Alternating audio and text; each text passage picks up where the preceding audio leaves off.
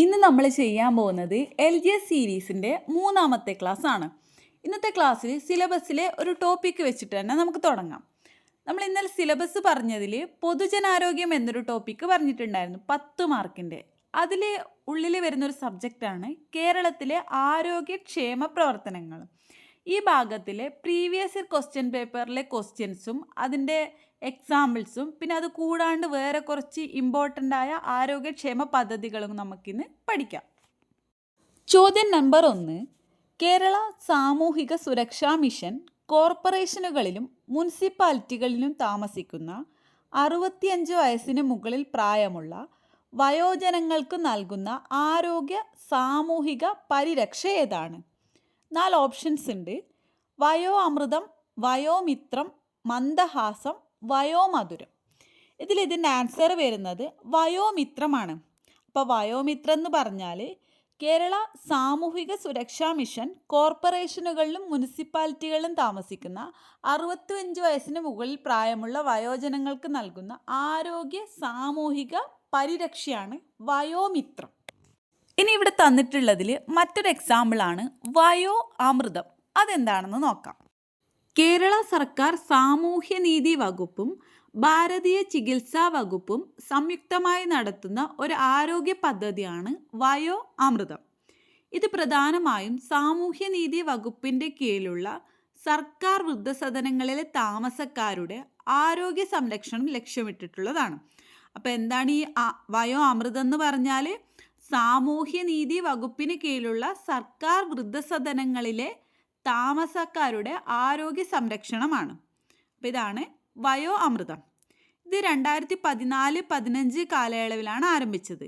വയോജനങ്ങളുടെ ശാരീരികവും മാനസികവുമായ ആരോഗ്യ പ്രശ്നങ്ങൾക്ക് പരിഹാരം കാണുന്നതിനും ആയുർവേദ ചികിത്സ നൽകുന്നതിനും ഈ പദ്ധതി ലക്ഷ്യമിടുന്നു. ഇനി മറ്റൊന്നാണ് മന്ദഹാസം പദ്ധതി. ഈ പദ്ധതി എന്ന് വെച്ചാൽ ദാരിദ്ര്യരേഖയ്ക്ക് താഴെയുള്ള 60 വയസ്സിന് മുകളിലുള്ള മുതിർന്ന പൗരന്മാർക്ക് സൗജന്യമായി കൃത്രിമ ദന്തങ്ങൾ നൽകുന്ന കേരള സർക്കാരിൻ്റെ സാമൂഹ്യനീതി വകുപ്പിൻ്റെ ഒരു പദ്ധതിയാണ് മന്ദഹാസം. ഈ പദ്ധതിയുടെ ലക്ഷ്യം എന്താണെന്ന് വെച്ചാൽ പല്ലുകൾ നഷ്ടപ്പെടുന്നതിനെ തുടർന്നുണ്ടാകുന്ന ആരോഗ്യ മാനസിക പ്രശ്നങ്ങളെ മറികടക്കുക എന്നതാണ്.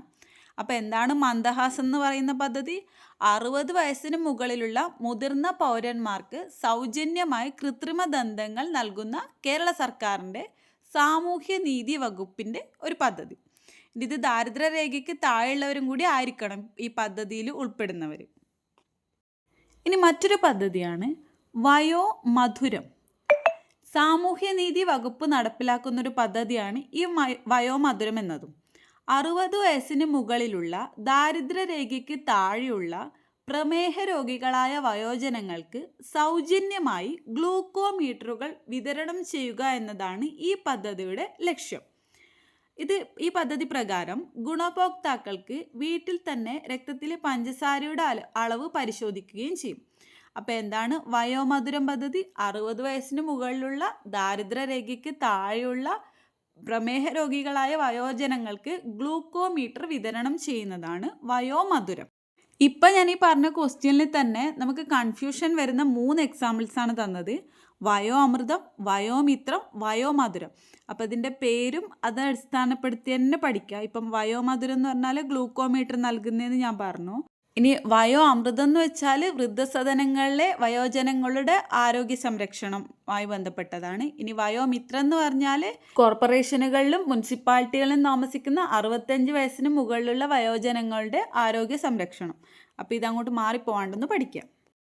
ചോദ്യം 2. കേരള സംസ്ഥാന ആരോഗ്യ ഏജൻസി 2023-24 ശ്രവണവൈകല്യം ബാധിച്ച 5 വയസ്സിൽ താഴെയുള്ള കുട്ടികൾക്ക് കോക്ലിയർ ഇംപ്ലാന്റേഷൻ ശസ്ത്രക്രിയ സൗജന്യമായി നൽകുന്ന സംരംഭം ഏതാണ്? 4 ഓപ്ഷൻസ് ഉണ്ട്. സ്നേഹസാന്ത്വനം, സ്നേഹസ്പർശം, ശ്രുതി തരംഗം, സമാശ്വാസം. ഇതിന് ഉത്തരം എന്ന് പറയുന്നത് ശ്രുതി തരംഗമാണ്. അപ്പോൾ കേരള സംസ്ഥാന ആരോഗ്യ ഏജൻസി 2023-24 ശ്രവണ വൈകല്യം ബാധിച്ച 5 വയസ്സിൽ താഴെയുള്ള കുട്ടികൾക്ക് കോക്ലിയ മാറ്റിവയ്ക്കൽ ശസ്ത്രക്രിയ സൗജന്യമായി നൽകുന്നൊരു പദ്ധതിയാണ് ശ്രുതി തരംഗം എന്ന് പറയുന്നത്. ഇതിലെ മറ്റ് എക്സാംസ് നമുക്കൊന്ന് നോക്കാം. സ്നേഹസ്പർശം. കേരളത്തിലെ ചൂഷണത്തിന് വിധേയരായ അവിവാഹിത അമ്മമാർക്ക് സാമ്പത്തിക സഹായം നൽകുന്നൊരു പദ്ധതിയാണ് സ്നേഹസ്പർശം. അപ്പോൾ കേരളത്തിലെ ചൂഷണത്തിന് വിധേയരായ അവിവാഹിതരായ അമ്മമാർക്ക് സാമ്പത്തിക സഹായം നൽകുന്ന പദ്ധതിയാണ് സ്നേഹസ്പർശം. സ്നേഹ സാന്ത്വനം പദ്ധതി എന്താണെന്ന് വെച്ചാൽ കേരളത്തിലെ എൻഡോസൾഫാൻ ദുരിതബാധിതർക്ക് വേണ്ടി സംസ്ഥാന സർക്കാർ ആരംഭിച്ചൊരു പദ്ധതിയാണ് സ്നേഹ സാന്ത്വനം. സംസ്ഥാന സാമൂഹ്യ സുരക്ഷാ മിഷൻ വഴിയാണ് ഈ പദ്ധതി നടപ്പിലാക്കുന്നത്. സമാശ്വാസം പദ്ധതി. വൃക്കരോഗം, കരൾ മാറ്റിവെക്കൽ, ഹീമോഫീലിയ, അരിവാൾ രോഗം അതായത് സിക്കിൾ സെൽ അനീമിയ തുടങ്ങിയ രോഗങ്ങളുള്ളവർക്ക് ഈ പദ്ധതിയിലൂടെ പ്രതിമാസ ധനസഹായം ലഭിക്കുന്നു. അപ്പോൾ സംസ്ഥാന സർക്കാരിൻ്റെ മറ്റൊരു ധനസഹായ പദ്ധതിയാണ് സമാശ്വാസം പദ്ധതി. വൃക്കാരോഗം, കരൾ മാറ്റിവെക്കൽ, ഹീമോഫീലിയ, അരിവാൾ രോഗം എന്നിവയുള്ളവർക്ക് പ്രതിമാസം ഒരു ധനസഹായം ലഭിക്കുന്ന പദ്ധതിയാണ് സമാശ്വാസം പദ്ധതി. ചോദ്യം 3.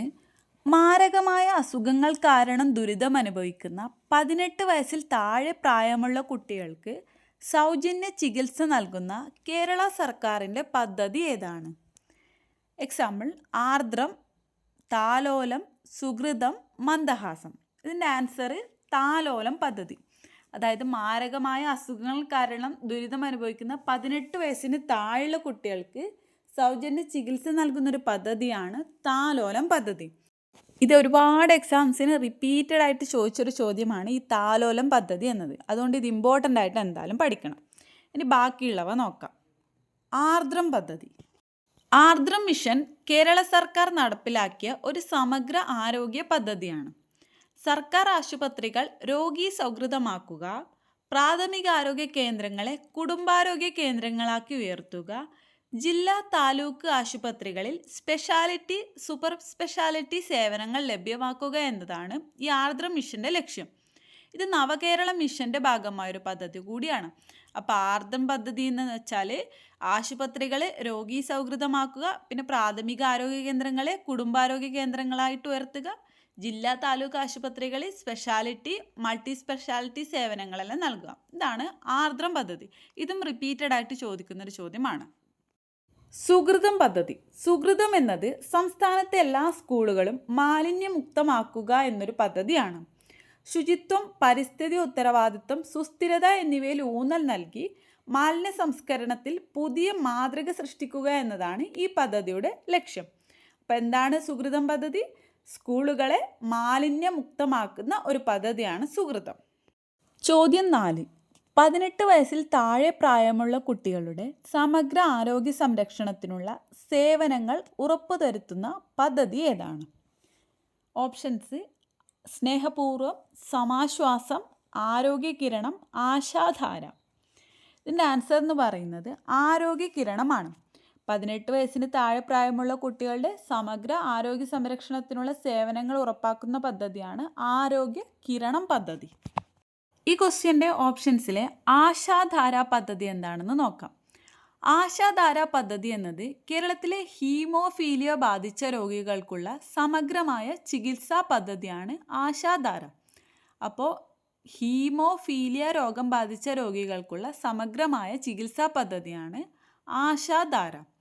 രോഗികൾ ചികിത്സാ വിവരണങ്ങൾ രേഖപ്പെടുത്താനും മരുന്ന് സംഭരണം ഏകോപിപ്പിക്കാനും ആരോഗ്യ വകുപ്പിൻ്റെ തീരുമാനങ്ങൾ എടുക്കാനും സഹായിക്കുന്ന ഒരു പോർട്ടൽ ഈ പദ്ധതിക്കുണ്ട്. ആശാധാര പദ്ധതിക്ക് കീഴിൽ 96 കേന്ദ്രങ്ങളിൽ ഹീമോഫീലിയ ചികിത്സ നൽകുന്നുണ്ട്. മറ്റൊരു പദ്ധതിയാണ് സ്നേഹപൂർവം പദ്ധതി. കേരള സാമൂഹ്യ സുരക്ഷാ മിഷൻ നടപ്പിലാക്കുന്ന ഒരു ധനസഹായ പദ്ധതിയാണ് സ്നേഹപൂർവം പദ്ധതി. മാതാപിതാക്കളിൽ ആരെങ്കിലും മരിച്ചതും സാമ്പത്തികമായി പിന്നോക്കം നിൽക്കുന്നതുമായ കുട്ടികൾക്ക് 1-ാം ക്ലാസ് മുതൽ ഡിഗ്രി തലം വരെയുള്ള വിദ്യാഭ്യാസത്തിന് പ്രതിമാസ ധനസഹായം നൽകുന്ന പദ്ധതിയാണ് സ്നേഹപൂർവം പദ്ധതി. അപ്പോൾ എന്താണ്? മാതാപിതാക്കളിൽ ആരെങ്കിലും മരിച്ച സാമ്പത്തികമായി പിന്നോക്കം നിൽക്കുന്ന കുട്ടികൾക്ക് 1-ാം ക്ലാസ് മുതൽ ഡിഗ്രി തലം വരെ പ്രതിമാസ ധനസഹായം നൽകുന്ന പദ്ധതിയാണ് സ്നേഹപൂർവം പദ്ധതി. HIV ബാധിതരായ കുട്ടികൾക്ക് വരുമാന പരിധിയില്ലാതെ ഈ പദ്ധതിയുടെ ആനുകൂല്യം ലഭിക്കും. ചോദ്യം 5. നൂതന സാങ്കേതിക വിദ്യയുടെ സഹായത്തോടെ കുഷ്ഠരോഗ നിർമ്മാർജ്ജനത്തിന് കേരള ആരോഗ്യ വകുപ്പ് നടപ്പിലാക്കിയ പദ്ധതി ഏതാണ്? ഓപ്ഷൻസ്: ഹൃദ്യം, എൽസ, താലോലം, സുകൃതം. ഇതിൽ ആൻസർ എന്ന് പറയുന്നത് എൽസ. അപ്പോൾ നൂതന സാങ്കേതിക വിദ്യയുടെ സഹായത്തോടെ കുഷ്ഠരോഗ നിർമ്മാർജ്ജനത്തിന് കേരള ആരോഗ്യ വകുപ്പ് നടപ്പിലാക്കിയ പദ്ധതിയാണ് എൽസ എന്നത്. നവജാത ശിശുക്കൾ മുതൽ 18 വയസ്സുവരെയുള്ള കുട്ടികളിലെ ഹൃദയ സംബന്ധമായ രോഗങ്ങൾക്കുള്ള സൗജന്യ ചികിത്സ നൽകുന്നൊരു പദ്ധതിയാണ് ഹൃദ്യം എന്ന പദ്ധതി. ഇതൊരു കേരള സർക്കാർ പദ്ധതി കൂടിയാണ്. അപ്പോൾ നവജാത ശിശുക്കൾ മുതൽ 18 വയസ്സുവരെയുള്ള കുട്ടികളിലെ ഹൃദയ സംബന്ധമായ രോഗങ്ങൾക്കുള്ള സൗജന്യ ചികിത്സ നൽകുന്നൊരു പദ്ധതിയാണ് ഹൃദ്യം. അപ്പോൾ ഹൃദ്യം അങ്ങനെ ഒന്ന് ഓർത്തു വെക്കുക. ജനിച്ച ഉടൻ നടത്തുന്ന പരിശോധനകളും വീടുകളിലെ സന്ദർശനങ്ങളും വഴിയാണ് ഈ രോഗം കണ്ടെത്തുന്നത്. ബാക്കിയുള്ള പദ്ധതികൾ നമുക്ക് അടുത്ത ക്ലാസ്സിൽ ഡിസ്കസ് ചെയ്യാം.